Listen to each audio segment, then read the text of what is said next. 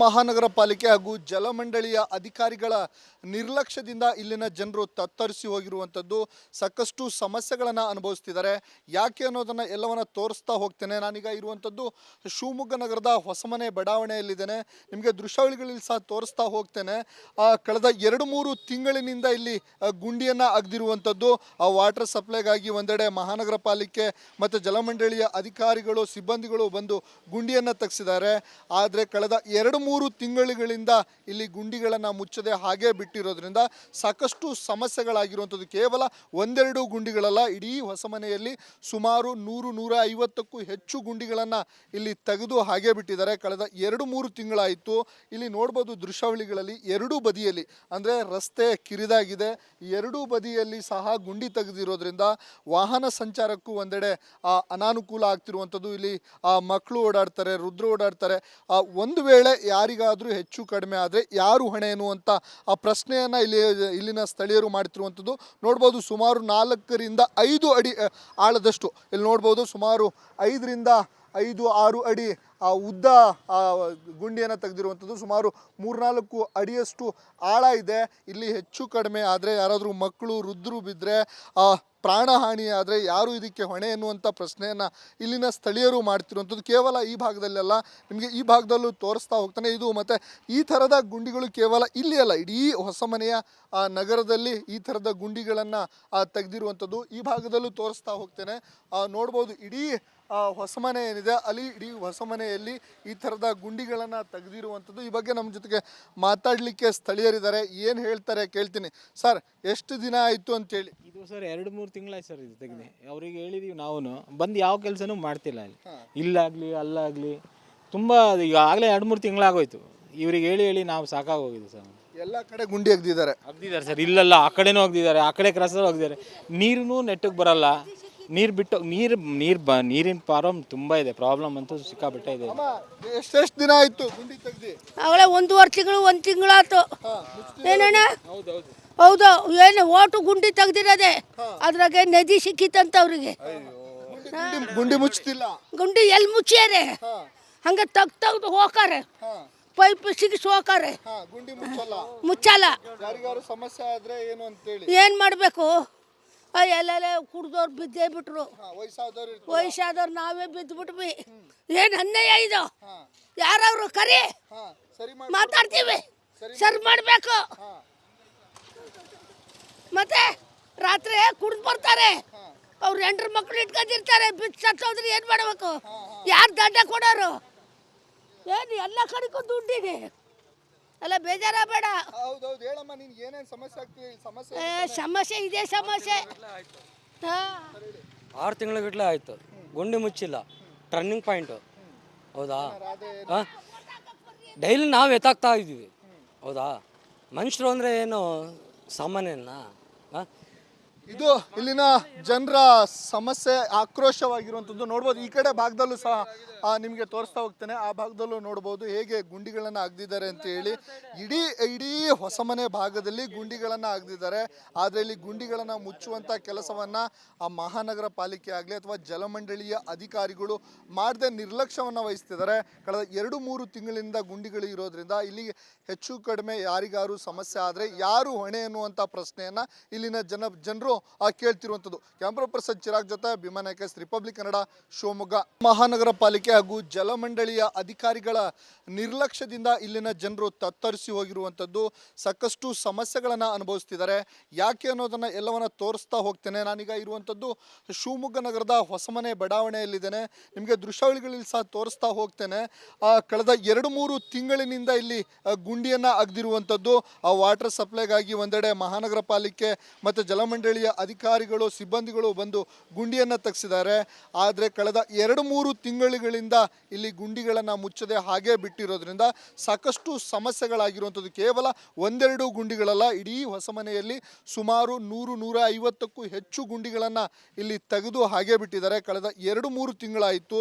ಇಲ್ಲಿ ನೋಡ್ಬೋದು ದೃಶ್ಯಾವಳಿಗಳಲ್ಲಿ ಎರಡೂ ಬದಿಯಲ್ಲಿ, ಅಂದರೆ ರಸ್ತೆ ಕಿರಿದಾಗಿದೆ, ಎರಡೂ ಬದಿಯಲ್ಲಿ ಸಹ ಗುಂಡಿ ತೆಗೆದಿರೋದ್ರಿಂದ ವಾಹನ ಸಂಚಾರಕ್ಕೂ ಒಂದೆಡೆ ಅನಾನುಕೂಲ ಅನಾನುಕೂಲ ಆಗ್ತಿರುವಂಥದ್ದು. ಇಲ್ಲಿ ಮಕ್ಕಳು ಓಡಾಡ್ತಾರೆ, ವೃದ್ಧರು ಓಡಾಡ್ತಾರೆ.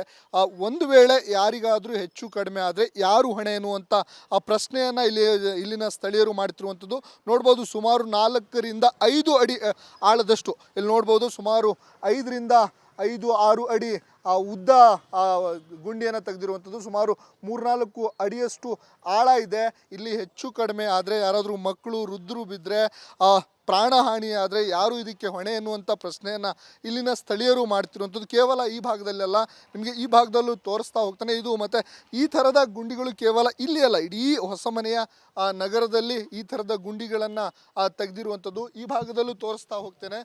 ನೋಡ್ಬೋದು ಇಡೀ ಹೊಸಮನೆ ಏನಿದೆ ಅಲ್ಲಿ ಇಡೀ ಹೊಸಮನೆಯಲ್ಲಿ ಈ ಥರದ ಗುಂಡಿಗಳನ್ನು ತೆಗೆದಿರುವಂಥದ್ದು. ಈ ಬಗ್ಗೆ ನಮ್ಮ ಜೊತೆಗೆ ಮಾತಾಡಲಿಕ್ಕೆ ಸ್ಥಳೀಯರಿದ್ದಾರೆ. ಏನು ಹೇಳ್ತಾರೆ ಕೇಳ್ತೀನಿ.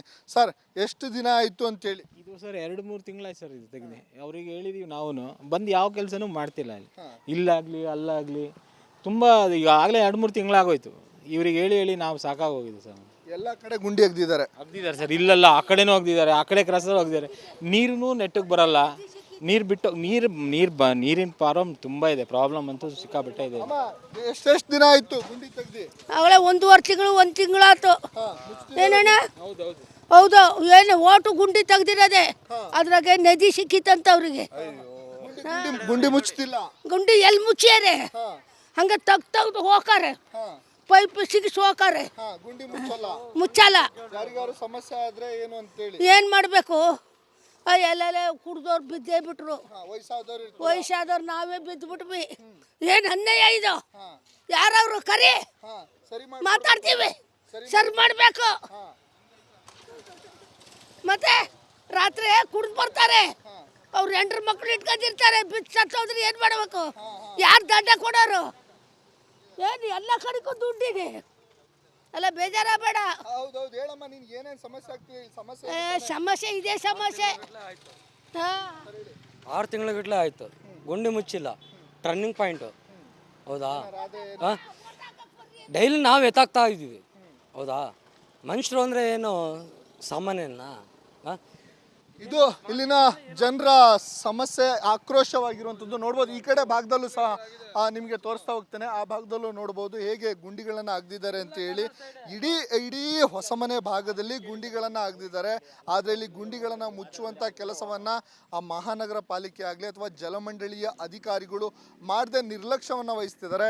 ಕಳೆದ 2-3 ತಿಂಗಳಿಂದ ಗುಂಡಿಗಳು ಇರೋದ್ರಿಂದ ಇಲ್ಲಿ ಹೆಚ್ಚು ಕಡಿಮೆ ಯಾರಿಗಾರು ಸಮಸ್ಯೆ ಆದರೆ ಯಾರು ಹೊಣೆ ಎನ್ನುವಂಥ ಪ್ರಶ್ನೆಯನ್ನು ಇಲ್ಲಿನ ಜನರು ಕೇಳ್ತಿರುವಂಥದ್ದು. ಕ್ಯಾಮ್ರಾ ಪರ್ಸನ್ ಚಿರಾಗ್ ಜೊತೆ ಭೀಮನಾಯಕ, ರಿಪಬ್ಲಿಕ್ ಕನ್ನಡ, ಶಿವಮೊಗ್ಗ.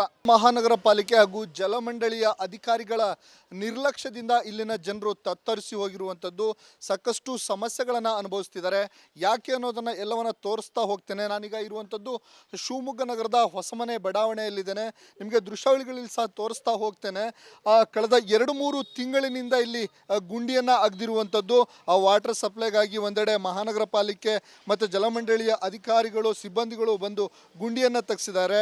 ಆದರೆ ಕಳೆದ 2-3 ತಿಂಗಳುಗಳಿಂದ ಇಲ್ಲಿ ಗುಂಡಿಗಳನ್ನು ಮುಚ್ಚದೆ ಹಾಗೆ ಬಿಟ್ಟಿರೋದ್ರಿಂದ ಸಾಕಷ್ಟು ಸಮಸ್ಯೆಗಳಾಗಿರುವಂಥದ್ದು. ಕೇವಲ 1-2 ಗುಂಡಿಗಳಲ್ಲ, ಇಡೀ ಹೊಸಮನೆಯಲ್ಲಿ ಸುಮಾರು 100-150ಕ್ಕೂ ಹೆಚ್ಚು ಗುಂಡಿಗಳನ್ನು ಇಲ್ಲಿ ತೆಗೆದು ಹಾಗೆ ಬಿಟ್ಟಿದ್ದಾರೆ. ಕಳೆದ 2-3 ತಿಂಗಳಾಯಿತು.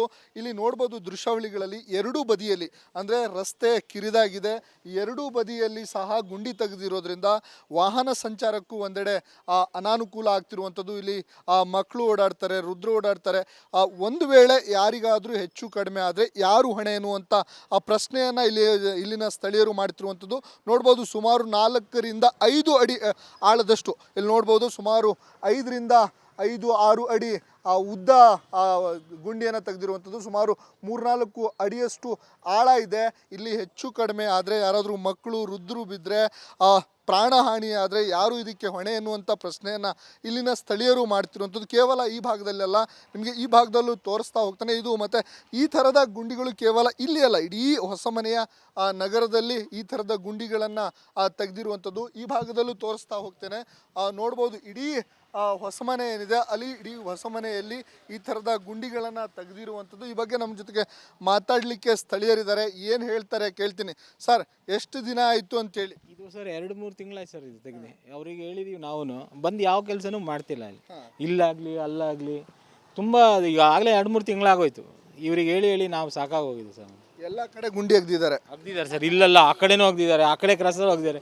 ನೀರೂ ನೆಟ್ಟಗೆ ಬರಲ್ಲ, ನೀರು ಬಿಟ್ಟು ನೀರಿನ ಪ್ರಾಬ್ಲಮ್ ತುಂಬ ಇದೆ, ಪ್ರಾಬ್ಲಮ್ ಅಂತೂ ಸಿಕ್ಕಾಬಿಟ್ಟೆ ಇದೆ.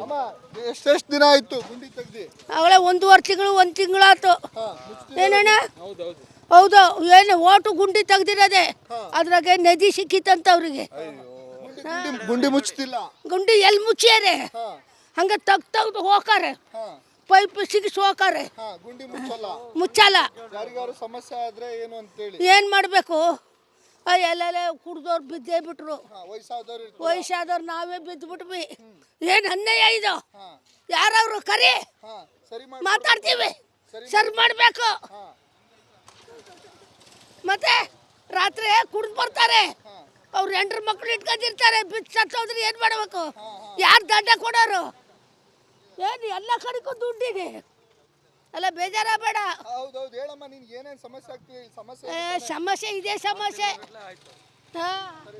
6 ತಿಂಗಳಗಟ್ಟಲೆ ಆಯಿತು, ಗುಂಡಿ ಮುಚ್ಚಿಲ್ಲ, ಟರ್ನಿಂಗ್ ಪಾಯಿಂಟು. ಹೌದಾ? ಡೈಲಿ ನಾವು ಎತ್ತಾಗ್ತಾ ಇದ್ದೀವಿ. ಹೌದಾ? ಮನುಷ್ಯರು ಅಂದರೆ ಏನು ಸಾಮಾನ್ಯನಾ? ಇದು ಇಲ್ಲಿನ ಜನರ ಸಮಸ್ಯೆ, ಆಕ್ರೋಶವಾಗಿರುವಂಥದ್ದು ನೋಡ್ಬೋದು. ಈ ಕಡೆ ಭಾಗದಲ್ಲೂ ಸಹ ನಿಮಗೆ ತೋರಿಸ್ತಾ ಹೋಗ್ತೇನೆ. ಆ ಭಾಗದಲ್ಲೂ ನೋಡ್ಬೋದು ಹೇಗೆ ಗುಂಡಿಗಳನ್ನು ಅಗ್ದಿದ್ದಾರೆ ಅಂತ ಹೇಳಿ. ಇಡೀ ಹೊಸಮನೆ ಭಾಗದಲ್ಲಿ ಗುಂಡಿಗಳನ್ನು ಅಗ್ದಿದ್ದಾರೆ. ಆದರೆ ಇಲ್ಲಿ ಗುಂಡಿಗಳನ್ನು ಮುಚ್ಚುವಂಥ ಕೆಲಸವನ್ನು ಆ ಮಹಾನಗರ ಪಾಲಿಕೆ ಆಗಲಿ ಅಥವಾ ಜಲಮಂಡಳಿಯ ಅಧಿಕಾರಿಗಳು ಮಾಡದೆ ನಿರ್ಲಕ್ಷ್ಯವನ್ನು ವಹಿಸ್ತಿದ್ದಾರೆ.